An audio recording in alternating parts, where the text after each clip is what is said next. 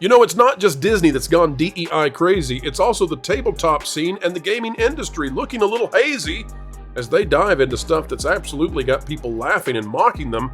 We're here to tell you folks, not only has Sony completely lost the reservation, jumped ship, jumped shark, and drank the Kool-Aid, but it's also, folks, Dungeons & Dragons, now making the orcs appear like migrants of a particular flavor. It's the kind of thing you just can't believe until we show you the pictures. Get ready, folks, you won't believe this one.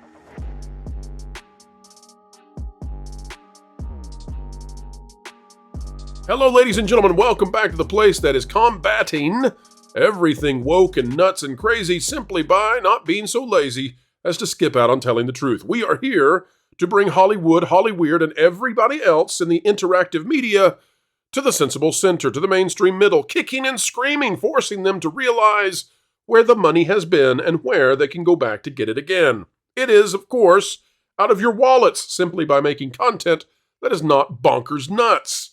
But that is what they're trying yet again when it comes to Sony PlayStation's apparently future coming game, as well as Dungeons & Dragons, making the orcs, making the dwarves, now be so strange as to look like they came straight off the streets of Portland.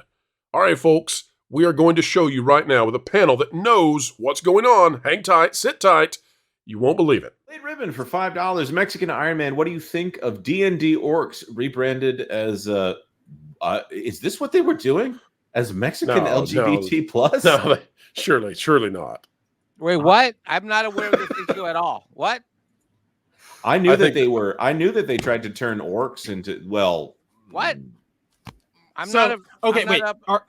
Are you guys not aware of this? Because I can give an update in case nobody knows what we're talking about. I have no idea what these people are talking about in the chat. Okay, so a couple days ago, the new previews came out for the new player's handbook that's coming out later this year or in the next month. And in that book, there's new artwork for orcs, and you can find it on Twitter really easily. I don't have it on hand. Sorry, Jonas. If I did, I would throw it up. No, it's all right. But it's not bad, but it is basically like the new artwork for orcs in D&D portrays them all very they're not scary hulking orcs anymore. They're now just green-skinned humans with fangs, and the way they depicted them in all of the art makes them. A lot of people are saying that they look Mexican, but it's more. I think that you can look at it, you can come to your own determination. I just think it's more soft. It's just completely safe. There's no adventure to D&D anymore. It's just everybody is a human and everybody runs a bakery.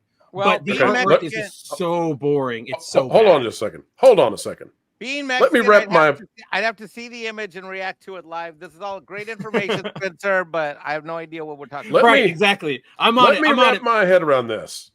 You all are telling me that Dungeons and Dragons made orcs seem like they could be Mexican queer alphabet folk, and that's a thing. Yes. That's what you're telling me. Because just was wondering, is this an out of season April Fool's joke? You went full retard, man. You get nothing. You lose. Good day, sir. That's all I have to say about that. That's perfect. So yeah, I sent the image over. I don't know about LGBT plus rebranding. I haven't heard that, but yeah, I sent the images over. Welcome to your new orcs. I'm pulling it up. There's a go ahead. Well, actually, there is a little bit of LGBT in there as well. Oh, yep. Okay, give me just a second. So here's an instance right here. These are the barista dwarves, and they each have tattoos. First of all, there's this look right here between the two of them. They each have tattoos of the other one's beard and a little cat down here, and these. As I understand it, those are actually lesbian sandals, but whatever. Oh, sorry. I was talking and I thought my screen was up. Yeah. I'd say that Reed is gay. I don't think these guys look Mexican. No, these aren't the orcs. ones. These aren't the orcs. These are the dwarves. Are these? Yeah, these are the orcs. These are the orcs, and they appear to be Portland ragers who have taken a trip down to Oh, Cancun. someone tagged me on this. Is that what this crap is? Yeah, yep. this is official D&D. We got a poncho right here. Oh, for heaven's sake! We got some The hats, chaps. the hats is the ones that clue you in. That's how you know that's The hat is the one part to me that I was like, that seems pretty bad. Now this right here, this doesn't say Mexican to me. This is the lobotomy cut that is popular. We know what they are. I thought we were past this. They're Latin Orc X. Wait a minute. This XRC. They're orcs. This looks like that Volition game that did great, Saints Row. Oh yeah, it kind of does. It does remind me. Again, it's the new trend of taking everything that's supposed to be like even slightly grimy, like orcs or gang members and criminals, and making it super soft coffee shop AU where all of my characters hang out and they just talk about their day. And it's like, that's so boring. Like, you guys are so lame now. Again, all these new creators are just working out their own issues through this. Their sense of like, I want a nice calm life. Okay, then go have it. But we don't want that in our video games. We want our orcs to be fearsome and scary and like they're going to lob my head off at any possible turn. So Spencer, let's talk about what's happening to gaming. I'm putting this in the chat for anybody who wants the article from John F. Trent going over all of this. You can click it there and and stick it to the algorithm. And while you're, go ahead, Mike. I'll bet those orcs are willing to chop something off when they go out. Yes, let's hope it's adult orcs they're aiming for, because in our society you never know. But this is something that's happening across gaming, not just tabletop, but interactive virtual as well. And this is something that you've written about, Spencer. It's not just D&D. It's not just Wizards. It's also Sony itself. PlayStation now getting involved in some of this stuff at a level that's, just makes you laugh. It's crazy. It's ludicrous. This by you from yesterday out of Bounding into Comics. Hey. PlayStation Studios may be seeking a non-white trans actor to lead new games. Story will focus on how their culture does not accept women as leaders in their community. According to a new whisper on the digital streets, Sony's PlayStation Studios is currently looking to develop a new game centered on a male-to-female protagonist who seeks to prove their self against the misogynistic values of a culture. It's difficult to even read these, folks. Detailing a casting call they would later purport to have witnessed firsthand. The account explained that the game was looking to feature a girl of 20 to 30 years of age, dark skin, and someone who is trans, who was an expert in knives, as is the protagonist. What is up with that particular type of person and knives? This is so... Okay, so same thing again. Spencer, walk us through this article you did. What do you got here? So yeah, basically what you are seeing here is this report came from a very prominent Spanish language PlayStation news account. They apparently glimpsed a casting call that was posted somewhere where video game casting calls are. They did not specify their source, but they're staking their reputation on it, and they are cited a lot by Spanish language news sources, so we ran with it. But basically, it looks like PlayStation Studios, which is the overarching PlayStation banner, so it could be any developer from The Last of Us devs Naughty Dog to Insomniac Games, who did Spider-Man, any of those studios under that umbrella. Apparently, they are looking to make a new game featuring, like you just read out, a 20 to 30-year-old dark-skinned person who's transgender, who is an expert in wielding knives and seeks to have, and the story that they're going to be in is your very stereotypical, they don't like women, blah, blah, blah, we got to fight back. And down with the patriarchy. And so that's unfortunately kind of the main news. We don't have any more details. PlayStation hasn't come out with any more. The source hasn't come out with any more.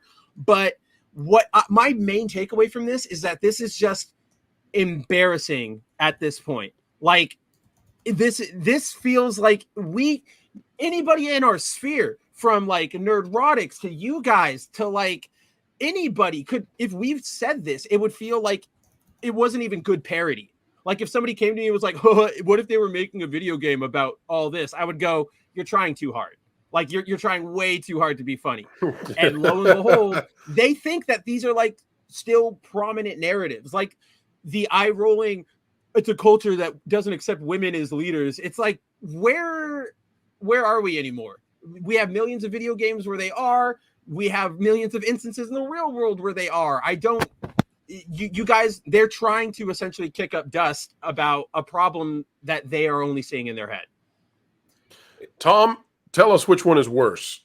Turning orcs into alphabet Latinos that maybe strayed into Portland for a few days too many, or this attempt at making a PlayStation down with the patriarchy game. Which one is worse, Tom? I'm struggling with the reality we live in. It makes no sense to me. Can I plead the fifth? It's hard to pick one that's worse. We need to have your opinion. Tom, what's going to happen with both of these? How's the which one is how's a the more result going to protected go? class? I don't know the right answer.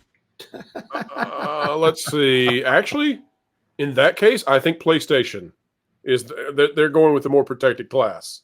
I mean, can I just ask here, like, who is this game supposed to be for? Because if it's supposed to be for men don't want to be preached at about how bad they are for an extended period of time.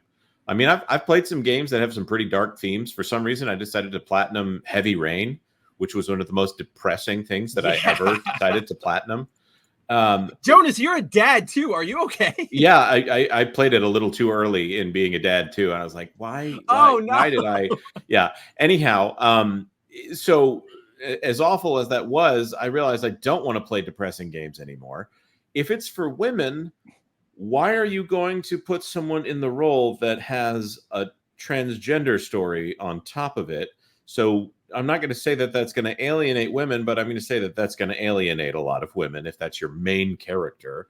And also the audience for video games, statistically speaking, predominantly dudes. So I really don't understand, who is this for? Why are you proposing to spend a AAA budget on a game that automatically limits its market to... And I have an answer for you. It is for the 5 people who are completely on board with this stuff and go to every Biden rally and go to every certain story hour and support it and everything. Like, this is for the hardcore Kool-Aid drinkers, the ones who... Library fans. Is that what we're talking about, Spencer? Yeah, librarians. Exactly. That's who I'm talking about. But, like, that's who it's for. And the reason they do it is because again, market research is so misleading. They will these companies look at like chatter on social media and see, is something being talked about? Oh, then let's go for it, right? Like this is real life. When in reality, this never ever translates. So what I'm seeing here, and this is like what's insanely baffling to me, for those of you who don't know, the video game industry, we're at a point where budgets are insane. Like these games it's unsustainable. It's my favorite fact, and I'm sure you guys have heard me bring it up on the show before, but Marvel's Spider-Man 2 cost more money to develop than No Way Home, a movie with more than three giant Hollywood actors. Like a whole cast costs less than a video game. So if this is a PlayStation Studios game, it's going to get that level of budget, and there is no way it comes close to any sort of profit. The joke I made when I posted it to our Bounding Into Comics Facebook page was like, I'm sure it'll sell 4 copies. And even then, I'm being optimistic. I think that's optimistic, yes. Across entertainment, we just keep doing this to ourselves. And by that, I mean, they keep doing it to themselves. Yeah, because they just keep creating content that there is no market for it. We've seen this with the High Republic. I remember going into Barnes and Nobles, and we took pictures of this, and we had people look at their Barnes and Nobles and see similar things where they were literally taking the High Republic novels and putting them on the floor in front of the cap ends, and then they were putting the Timothy Zahn novels in that place, in that space, because they had a chance of selling, whereas High Republic doesn't. And now we've got the Acolyte as a show based on the High Republic, and we can see what's happening in gaming, where they're making this content not for anyone who actually has purchasing power. That's not what this is about at all. And it's an investment subsidy to get that ESG DEI score higher. Culture, you're going to be covering games here real soon. Give us your take, the official VAC Gameplace assessment of what we're seeing happening. Well, I think you're seeing the ultimate end of the oppression Olympics. I think we're watching these game studios self-destruct in real time, and the ones that are trying to figure it out, like Square Enix right now, and they were actually confronted on this in a story that we're actually going to be covering this week. But you're starting to see gaming be affected not only by this from one side where you have these narrative consultancy firms, but you're starting to see it from the other side where people are just not buying things. They're listening to Grums, they're listening to Cabrutus, and they're just avoiding games that are going to lean into this messaging. So when you ask who is this game for, well, gamers don't want to go through another Gamergate. They didn't enjoy it very much, but they are going to push back and support the things that they love. So as somebody who is going to be, reporting on video games more frequently with my wonderful team of people, I've got a couple of them here right now, including Spencer.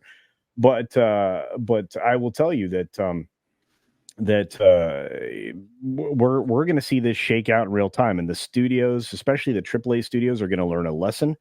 And the studios that are the independents that are staying miles away from this, well, they're going to come out being the winners. But Spencer's right, and we say this a lot on you're going to find out on that game place. We're going to be saying it a lot. These games cost too much money for them to screw it up. They need everybody in the audience to play them. And if GTA 6 has what some people have rumored to believe that there's going to be some messaging garbage in there, that game's sales could suffer. It may not be at the level of a GTA 5. But no, I mean, coming at it from this direction, I think the gaming space is, well, I think it's coming to a showdown faster than we thought, as well as other gaming spaces. I mean, let's be fair. Tabletop is starting to implode. RPG games are starting to implode. You're starting to see that across the board. So I think that the comeuppance is coming. I do. One thing that'll never implode or go out of vogue is getting together with your friends, though, folks. So if you enjoy tabletop time with your friends, getting together, playing games, multiplayer online, whatever, playing Fortnite, whatever it might be that connects you with the people that you hold dear, we hope you'll keep doing that. Just find a way around this crazy DEI stuff. And, folks, we have come to the end. That's it. It's gone. In the archive it goes. No, you can come back anytime and watch this one. But you know what you might not be able to see every single day? That's the Pro Show, because after about 5 days, it does indeed go into the archives. But you can have access to the Pro Show forever and ever. Simply by clicking that join button. For the price of a soda per month, you can become a member of the channel, and there's so much more than available to you. All right, folks, on the way out the door, consider clicking the like button, share, subscribe, click it, stick it to the algorithms. And if you would not mind, consider sharing this out on your favorite social media platforms. As we say at the end of every one of these, and we mean it, keep learning, keep growing, and keep having fun.